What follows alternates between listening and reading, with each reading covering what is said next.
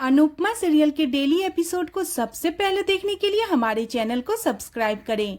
आज के एपिसोड की शुरुआत में अनुपमा की टीम फाइनल सिलेक्शन के लिए स्टेज पर खड़ी होती है। सरिता निराश होकर कहती है, हम भी उन दूसरी टीम की तरह हार के बाद रोएंगे।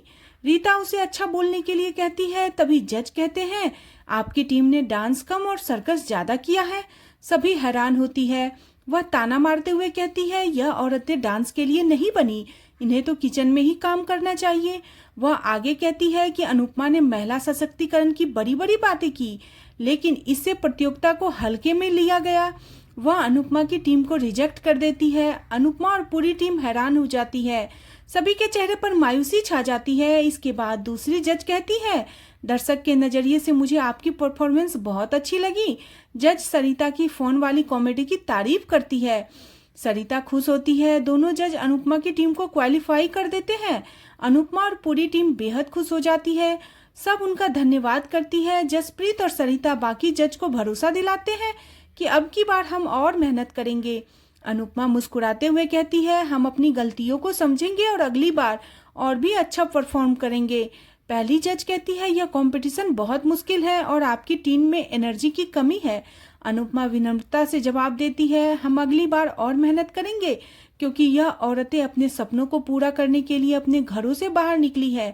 वह कहती है कि गृहिणी चाहे तो कुछ भी कर सकती है। हमारी उम्र हमारी कमजोरी नहीं बल्कि हमारी तजुर्बा है। इसी बीच दूसरी जज अनुपमा से पूछती है कि क्या मालती देवी का गुरुकुल आप ही चला रही थी। अनुपमा हैरान हो जाती है। उसे अतीत की याद आती है, लेकिन वो कुछ नहीं बोलती। दूसरा जज यह जानकर हैरान होता है। जज कहता है, भले ही आप न बताएं, लेकिन आप एक ब्रिलियंट डांसर है। जसप्रीत अनुपमा के सच से हैरान होती है। दूसरी तरफ प्रार्थना अपने बच्चे को लेकर डरी हुई होती है। लीला उसे समझाने की कोशिश करती है। वह और उसका बच्चा ठीक है। प्रार्थना डर जाती है, लेकिन लीला उसे शांत रहने के लिए कहती है। प्रार्थना कहती है कि आप मेरे पास ही रहिए। लीला उसे दवाई देती है। लीला प्रार्थना को लोरी सुनाती है और प्रार्थना को नींद आ जाती है।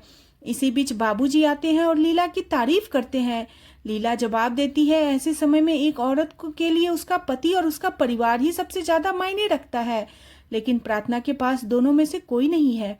बाबूजी पूछते हैं, क्या तुम्हें प्रार्थना से इसलिए दिक्कत है क्योंकि वह कुठारी परिवार से है।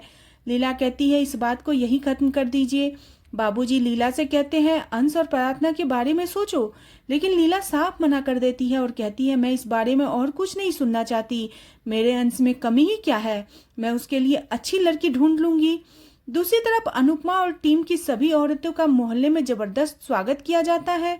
सभी डांस कर रहे होते हैं और बेहद खुश होते हैं। जसप्रीत सबको रोकती है और कहती है, अभी कंपटीशन बाकी है। इसी बीच सरिता को कॉल आता है तो सब हंसने लग जाते हैं। जसप्रीत कहती है कि अगली बार स्टेज पर जाने से पहले सरिता का फोन बाहर फेंक कर जाएंगे। मोहल्ले वाले सभी के लिए खुशी जाहिर करते हैं और डांस करते हैं। अनुपमा कहती है, अभी पूरा कंपटीशन बाकी है, इसलिए प्रैक्टिस शुरू कर दो। वह सबको आराम करने के लिए कहती है। सभी डांस करते हुए घर चले जाते हैं। इसके बाद जसप्रीत अनुपमा को शक के नजरिए से देखती है। भारती उसे रोकती है, लेकिन जसप्रीत कहती है, आज तो मुझे तुम मत रोकना। जसप्रीत अनुपमा से साफ कहती है, तुमने जज को एक पल में सारा सच बता दिया, लेकिन हम तुम्हारे साथ इतनी महीनों से रह रहे हैं, तुमने हमें सच क्यों नहीं बताया। मालती देवी ने तुम्हें उत्तराधिकारी घोषित किया था, तुमने और क्या क्या छुपा रखा है। अनुपमा शांत लहजे में कहती है, बीते हुए कल को अतीत में ही रहने दो, मैं अतीत को पीछे छोड़ चुकी हूँ। जसप्रीत कहती है, बीता हुआ कल वापस लौटकर आ ही जाता है। अनुपमा हैरान होती है और कहती है, भगवान न करे ऐसा हो, लेकिन अगर ऐसा हुआ तो जब होगा तब देखा जाएगा। भारती कहती है, अनुपमा को मजबूर मत करो। जसप्रीत कहती है, तुम डांसर रह चुकी थी, यह बात तो हमें बता ही सकती थी, हमें मनोहर जी का सहारा लेने की जरूरत नहीं पड़ती। अनुपमा कहती है, मुझ में हिम्मत नहीं थी और आज भी हिम्मत नहीं है। मैंने इसलिए नहीं बताया क्योंकि मैंने डांस से मुंह मोड़ लिया था। जसप्रीत कारण पूछती है तो अनुपमा भावुक हो जाती है। जसप्रीत और भारती दोनों एक दूसरे को देखते हैं। भारती जसप्रीत से कहती है, अब बस करो। जसप्रीत कहती है, जो होना था वो हो गया, लेकिन अब हम कंपटीशन को हल्के में नहीं ले सकते। अनुपमा सहमत होती है और कहती है, हम जीत की खुशी में यह नहीं भूल सकते कि आगे का रास्ता कितना मुश्किल है। जैसे जैसे आगे बढ़ेंगे वैसे ही मुकाबला और ज्यादा कठिन होगा, इसलिए सबको तैयारी पूरी रखनी पड़ेगी। इसके बाद अनुपमा को प्रेम का कॉल आता है। अनुपमा खुशी से फोन उठाती है, प्रेम का हालचाल पूछती है। प्रेम पूछता है आपका पहला राउंड कैसा रहा। अनुपमा खुशी से बताती है बहुत अच्छा रहा, हम अगले राउंड में पहुंच चुके हैं। प्रेम खुश होता है और उसे बधाई देता है। अनुपमा कहती है अब टेंशन बढ़ गई है क्योंकि पता नहीं अगले राउंड में कौन सा टीम किसके साथ होगा। प्रेम परेशान होता है और केक की ओर देखता है जो राही के सेलिब्रेशन का केक होता है। अनुपमा कहती है हम बहुत मेहनत कर रहे हैं, तुम प्रार्थना करना कि जीत हमारी ही हो। प्रेम राही की जीत के लिए आए हुए केक को देखता है और कहता है मैं प्रार्थना करूंगा सब अच्छा हो। अनुपमा खुश होती है। इसके बाद सभी औरतें पानी भरने के लिए लाइन में लगी होती है। रीता बताती है उसकी सास ने उसके पैरों की मालिश की थी।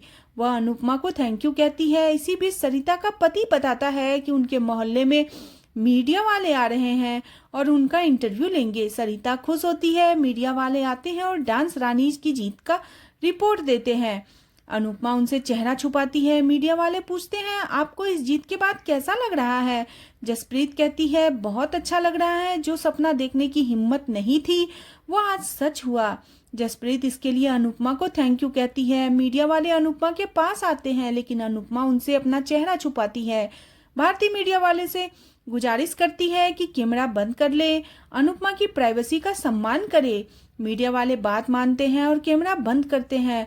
वह अनुपमा से पूछते हैं आपको ऐसा क्यों लगा कि यह औरतें इस उम्र में कंपटीशन में हिस्सा ले सकती है।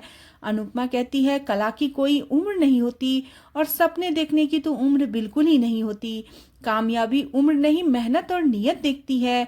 इन सब ने बहुत मेहनत की है। रिपोर्टर पूछता है आप फेमस हैं फिर भी आप यह काम क्यों कर रही हैं। सरिता कहती है कि हम सिर्फ पहला राउंड जीते हैं, हमें लॉटरी नहीं लगी है। मीडिया वाले कहते हैं अब आप अपने पतियों का इंटरव्यू देने के लिए बोलिए। सारे के पति खुश हो जाते हैं। अनीता अनुपमा से कहती है हम तो फेमस हो गए। जसप्रीत कहती है हमारा सपना सच हो गया। जसप्रीत अनुपमा से कहती है मैं तुम्हें लाने के लिए भारती को हमेशा कोसती थी कि किसे उठा लाई है, लेकिन अब मैं हमेशा तुम्हें थैंक यू कहूंगी। अनुपमा खुश होती है। सभी अनुपमा को धन्यवाद कहते हैं। भारती कहती है कि मेरी जिंदगी में आने के लिए आपका बहुत बहुत धन्यवाद। और आज का एपिसोड इसी के साथ खत्म हो जाता है। अगले एपिसोड में देखने को मिलेगा कि राही मनोहर जी को फोन करती है। अनुपमा फोन उठाने ही वाली होती है, तभी मनोहर जी कहते हैं कि तुम अपना काम करो। वह खुद कॉल रिसीव करते हैं। राही मनोहर जी से पूछती है क्या मैं आपके पास आकर क्लासिकल डांस सीख सकती हूँ। मनोहर जी कहते हैं कि हमने तो पहले ही कहा था मुंबई आकर डांस सीखना अच्छा रहेगा। इसके बाद राही और परी मुंबई आ जाती है। मनोहर जी उसकी डांस की तारीफ करते हैं। अनुपमा वहां काम से आने वाली होती है लेकिन राही किसी काम से वहां से पहले चली जाती है। अनुपमा आती है तो मनोहर जी अनुपमा को राही का पर्स देते हैं और कहते हैं कि वह बच्ची अभी यहीं से निकली है, वह अपना पर्स भूल गई, तुम उसके पीछे जाओ और पर्स लौटा दो। अनुपमा को पता नहीं होता है यह पर्स राही का ही है और वह उसके पीछे जाती है। आज का एपिसोड आपको कैसा लगा प्लीज कमेंट करें। बने रहे सीरियल अनुपमा में नेक्स्ट एपिसोड के लिए चैनल को सब्सक्राइब करना बिल्कुल न भूलें।